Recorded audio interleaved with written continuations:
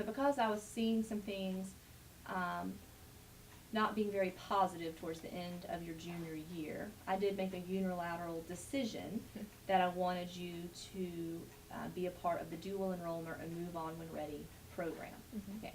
So, wasn't happy about it at at first. Right, okay, so at first when I said this is kind of what we're going to do, you were not happy. What was making you unhappy about that? There were multiple reasons. For one, the program had changed from the professors coming to the school for me having to drive to the community college campus and take classes there. Because how they'd been doing it before was the professors would come to the school, the dual enrollment students never had to leave, they were all good, and then my year happened to be the cutoff year that they're like, all right, y'all are going to the campus now. And so it was. So what were you starting to get upset about? Why was that going to be a problem to go to the campus? Parking was probably my main issue, if I'm being honest, because they give out too many parking stickers, and then they are people who park there illegally that they don't violate. So there have been a couple of times where I come there and I have to park illegally because there's nowhere for me to park, and that's just like, oh my gosh, my car's gonna get towed, they're gonna sue me, oh my gosh. So that anxiety of having to go between the two going between the two classes and the is parking definitely the biggest part of it. And then also it's a new campus. Normally I have a chance, I've known my high school for 4 years now. I know where everything is. Going to a new campus, I have to relearn everything. And college is different because they have different buildings and different rooms in the buildings. So you have to learn what building do I have to go to, what time is my professor expecting me to be there, what room is it, what floor is it an easy to find room, hard to find room, common room. So that's what started all going through your head. Yes. So, because what was one of the things that we used to do together before? It was a little weird for me to do this with you, but in middle school, especially when you would get your schedule before the school year started, what would be something that you would do to kind of acclimate yourself to your schedule? I would go walk my schedule. I would take the time to find the classroom. I would practice going to my locker. I'd just walk my day. I'd come into school, go to my locker, find my first class, depending on if it was an elective or a core, how many times would I go to my locker, how easy would it be to get to the next class, based on the crowding of the hallways, what would be the easiest way for me to get to and from class, easiest way to get to the cafeteria, easiest way to get back to my locker at the end of the day, easiest way to get out of the building.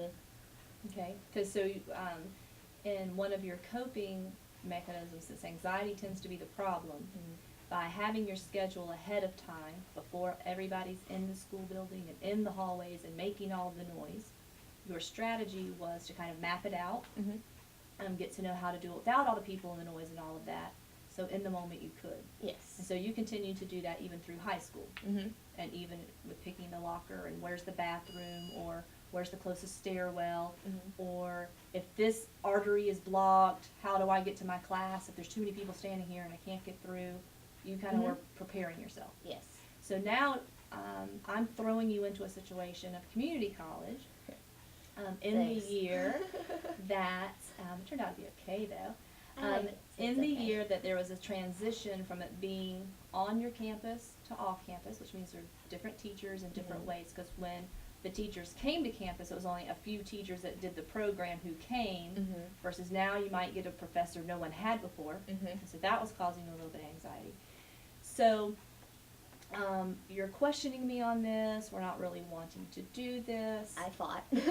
Fought the decision to do that. So this is one of those times when you've heard me talk about on my DVDs or other seminars where you gently and lovingly push. So made the decision we were going to gently and lovingly push. And so what has that experience been like? Now the first 2 weeks before school started your senior year and started this dual enrollment was very stressful and very hectic because of the things that you said. One of the first things that we encountered that became a stressor to you was the disability services officer. So when you go to college, you don't have an IEP anymore. Nope. And mommy can't really advocate for you anymore. Nope. So it's completely on you to self-advocate. Yep. So you went to the disability office and you're supposed to take your IEP so they know what you were getting from high school. was this an easy process in trying to establish disability services, and were you able to use any of that in school? I have not used any of them. I still have not used any of them. I probably will not use any of them. Um, he, the person said pretty much that unless I had a re-diagnosis, they couldn't do anything for me. They said, like, you need a new psych valve, we need to make sure this is actually still legit, we need to have all these other tests run on you, otherwise we can't really do anything for you. And the services that they offer aren't as good as the services the IP offered. So they were different and they weren't exactly what I needed. So I just kind of gave up and I'm like, I'm not working with you anymore. So even when you were trying to do what he asked you to do, because there was, even to get extra time on a test or a separate setting, which is something you had been used to, what were all the steps that he was trying to get you to do just for that service? Well, it started out, if I had done it, I would it never really happened because he wanted a copy of my schedule. So I sent him a copy of my schedule. That's not the right one. Send him another copy of my schedule. This time it's a little bit different. Still not the right one. The last copy of my schedule I have, give to him. No, that's still not the right one. Okay, I'm just not using my services. So, but what's supposed to happen is I would have gone to the the disability office, gotten a piece of paper that said the start time, why I need to take the test a different time, why I needed more time, and I'd have to get my professor to sign it. And then once I give it to the professor, it would be on the professor to give it back to the service, which I don't like because teachers lose papers all the time. And then the teacher is supposed to knowingly just go ahead and let me do my thing, but I don't trust that either. And then if I wanted to test with another day or extended time, I had to go to one of the disability services special little isolated classrooms, and I had to set up an appointment with them, and that process was just more anxiety filled than it would have helped prevent. So I remember the day you came home and kind of were talking about that. You were far more frustrated and anxious than when you went to talk to the person. Feeling like they had added so many steps to the process, it was just going to be too difficult with maintaining a high school class schedule, maintaining a college class schedule, and then there's 7 or 8 different steps you want me to do just to get extra time or a quiet setting. Mm-hmm. Okay, so then that kind of caused anxiety because, wait a minute, I've already had these services. I've decided I'm not going to use this in college because I don't want to self-identify. I don't want to keep self-advocating with the teacher. I don't want to go through these 7 steps. Oh no, what if I can't do the class? So then what was kind of that next level of anxiety? The next level was just more of, I guess, just self-doubt that I could do it, that I was ready for it, and that I was ready to move on. Okay, so it was kind of starting to seem like maybe I'm not quite ready for college classes, and if this is what college is going to be like, maybe you're starting to kind of talk yourself out of it. Yes. And then your mom, this overbearing, micromanaging woman, is saying that, no, we're going to do it. We're going to figure it out. Just trust me. In the end, you're going to like it. You just got to trust me that you're going to like it. I had made up my mind that if I didn't like it, I was going to try to convince you into a gap year, and I know I never would have won that battle. So no gap year. So that's where you were. I mentioned it. This is what we're going to do. No, I don't want to do it. It's going to be too much trouble. And then when I come to my school, I may not get a parking sticker. That's going to make me, I got the parking sticker, but I can't find a spot. The anxiety about coming to school, the anxiety going to a new campus, trying to get the disability services, they're not being helpful. Even though you signed the FERPA paperwork that they can talk to me, they still won't talk to me. They still won't let me be part of that situation. So now you've decided I'm not really going to use the disability services. It's just too hard. But now I've got self-doubt that I could even do it because this is going to be my first time. It's not a high school class, it's a college class, and I've got to do this on my own with no services. And that's starting kind of another level of freak out. So how did this come to be where it started not to be a terrible thing? What was a strategy that you used to kind of map out your classes again? And what was a strategy to get through all of these new things that were causing you anxious? Because you could have just, Never in your life have you just been able to say, oh, this is too hard, I'm not going to do it.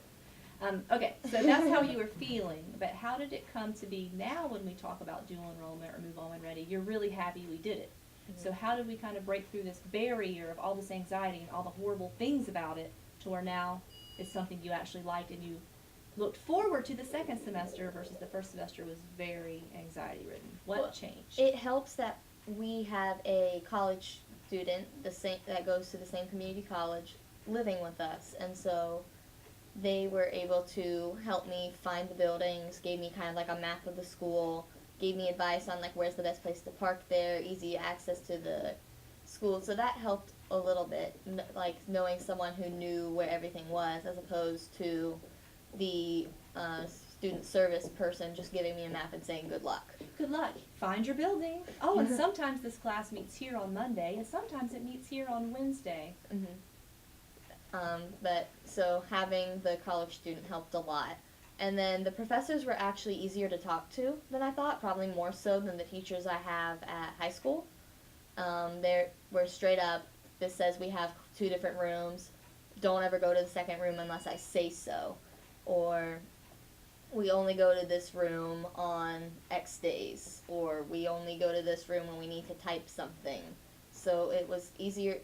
That was the first thing they addressed, not a good morning class or the first thing out of their mouth. Don't go to this room unless I say so. So Okay, that helped. So the 2 things that were helpful is you used a strategy that you would use in middle school and high school, but you, instead of having mom do it, the college student that you knew that went there Mhm. kind of helped you get the terrain again before all the Mhm. students were there, so you didn't have to worry about looking weird or feeling weird. You mapped it out because disability services was not helpful. Mhm. And then your professors were clear in their communication with their Yes. syllabus.